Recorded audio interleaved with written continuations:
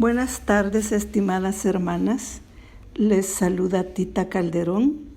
Es un privilegio y una bendición el poder compartir con ustedes una pequeña reflexión. La oración. La oración es la forma en que la voluntad de Dios, que es consumada en el cielo, llega a la tierra. La oración libera el poder de Dios para cumplir sus propósitos. ¿Por qué debemos orar? Para alcanzar madurez espiritual. Juan 14:13. Para tener comunión con Dios. Jeremías 33:3. Para que se haga la voluntad de Dios en la tierra. Apocalipsis 3:20. Para glorificar a Dios. Marcos 1:35. Para derrotar a Satanás. Santiago 5:16-18. Para obedecer el mandato de Dios. Colosenses 4:12b. Para imitar el ejemplo de Cristo. Mateo 6:10. Para aumentar nuestra fe mediante la respuesta a nuestras oraciones. Les invito a que hagan el tiempo y ustedes buscan en su casa las citas mencionadas. ¿Qué beneficios u otros beneficios tiene la oración? Produce gozo. Hasta ahora no han pedido nada en mi nombre. Pidan y recibirán para que su alegría sea completa. Juan 16:24. Nos da paz.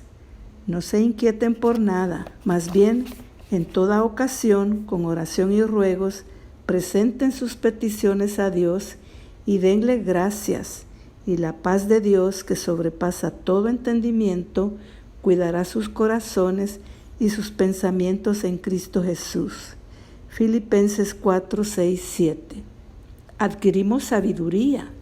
Si a alguno de ustedes le falta sabiduría, pídasela a Dios, y Él se la dará, pues Dios da a todos generosamente, sin menospreciar a nadie, pero que pida con fe, sin dudar, porque quien duda es como las olas del mar, agitadas y llevadas de un lado a otro por el viento. Quien es así, no piense que va a recibir cosa alguna del Señor. Santiago 1:5-7. Nos da confianza. Queridos hermanos, si el corazón no nos condena, tenemos confianza delante de Dios y recibimos todo lo que le pedimos porque obedecemos sus mandamientos y hacemos lo que le agrada. Y este es su mandamiento, que creamos en el nombre de su Hijo Jesucristo y que nos amemos los unos a los otros, pues así lo ha dispuesto. Primera de Juan 3:21-23. Fortaleza. Cuando te llamé, me respondiste, me infundiste ánimo y renovaste mis fuerzas. Salmo 138:3. Dios nos responde. Clamo al Señor a voz en cuello, y desde su monte santo Él me responde. Salmo 3:4. El Señor ha escuchado mis ruegos. El Señor ha tomado en cuenta mi oración. Salmo 6:9.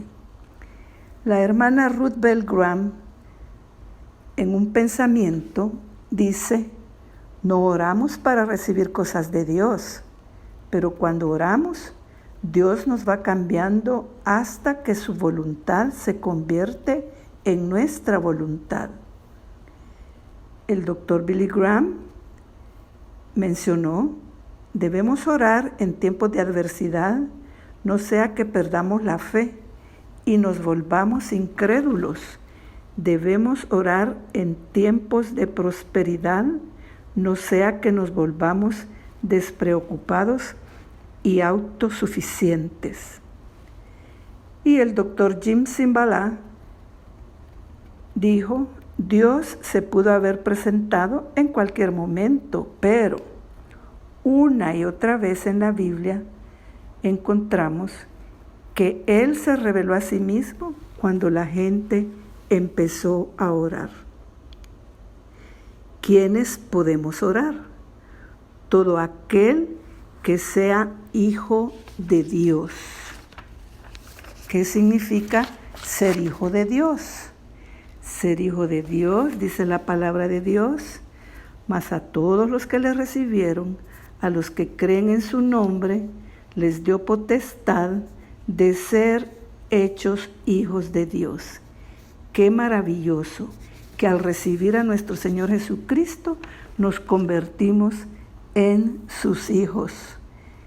Qué grande es el amor de nuestro Dios, porque de tal manera amó Dios al mundo que ha dado a su Hijo unigénito para que todo aquel que en él cree no se pierda, mas tenga vida eterna. También hay obstáculos para orar. Uno de ellos es la incredulidad. No logramos entender quiénes somos en Cristo, nos podemos preguntar. Gálatas 4:7 dice, pero cuando se cumplió el plazo, Dios envió a su Hijo, nacido de una mujer, nacido bajo la ley, para rescatar a los que estaban bajo la ley, a fin de que fuéramos adoptados como hijos. Ustedes ya son hijos. Dios ha enviado a nuestros corazones el Espíritu de su Hijo que clama, Abba, Padre.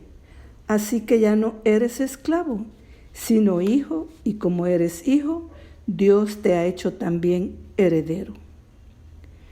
A veces no creemos en la palabra de Dios, dudamos. Debemos creer en su palabra. Él es la verdad, porque la palabra de Dios es viva y eficaz, y más cortante que toda espada de 2 filos, y penetra hasta partir el alma y el espíritu, las coyunturas y los tuétanos, y discierne los pensamientos y las intenciones del corazón. Hebreos 4:12.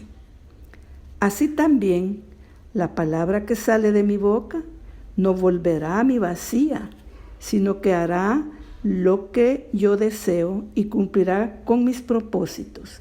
Isaías 55:11.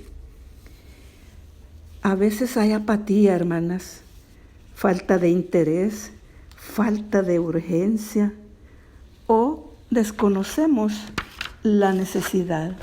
Eso también nos impide orar. O muchas veces estamos muy ocupadas. Los quehaceres nos quitan el tiempo y no dedicamos tiempo a la oración. El hermano Bill Hybels dijo, estamos tan ocupados que no nos podemos dar el lujo de dejar de orar. Interesante pensamiento, hermanas.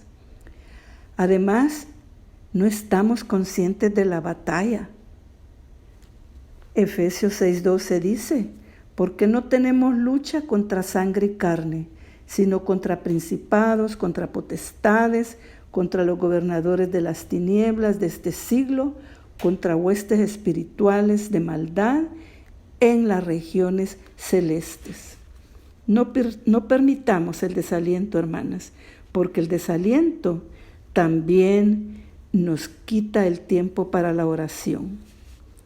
Podemos preguntarnos, ¿por qué Dios no responde? Dice Isaías 59:2, son las iniquidades de ustedes las que los separan de Dios. Son estos pecados los que lo llevan a ocultar su rostro para no escuchar. Debemos de confesar nuestros pecados. También pedimos de manera equivocada. Santiago 4:3 nos dice, y cuando piden, no reciben, porque piden con malas intenciones para satisfacer sus propias pasiones. Su tiempo puede ser diferente al nuestro. El tiempo de Dios no es el suyo ni el mío, pues la visión se realizará en el tiempo señalado, marcha hacia su cumplimiento y no dejará de cumplirse. Aunque parezca tardar, espérala, porque sin falta vendrá. Habacuc 2:3. En otras palabras, el tiempo de Dios no es el nuestro. También su voluntad constituye un plan mejor. Isaías 55, 8, 9. Porque mis pensamientos no son los de ustedes, ni sus caminos son los míos, afirma el Señor. Mis caminos y mis pensamientos son más altos que los de ustedes, más altos que los cielos sobre la tierra. ¿Se pregunta a veces usted cómo debo orar? ¿Cuánto debo orar? Constantemente, hermanas, sin cesar. Dice 1 Tesalonicenses 5:17, oren sin cesar. Nos ayude el Señor y nos guíe el Espíritu Santo a saber cómo orar, y el Señor nos responderá de acuerdo a su santa voluntad. Otro pensamiento del hermano Watchman Nee dice: aquellos que no tienen un tiempo específico para orar, nunca lo hacen. Martín Lutero dijo: tengo mucho que hacer hoy, tengo que orar 3 horas. Y nuevamente el hermano Billy Graham dijo las siguientes palabras: haz de la oración parte de cada día. Nunca he conocido a una persona que dedique tiempo a diario a la oración y estudio de la palabra de Dios que se haya sentido desanimado por mucho tiempo. En la mañana, la oración es la llave que nos abre los tesoros de las misericordias y bendiciones de Dios. En la noche es la llave que nos guarda bajo su protección. Pido a Dios que nos auxilie, que nos conforte, que nos bendiga, que nos aliente, y que el Señor les bendiga grandemente y les conceda las peticiones de su corazón. Gracias, amadas hermanas.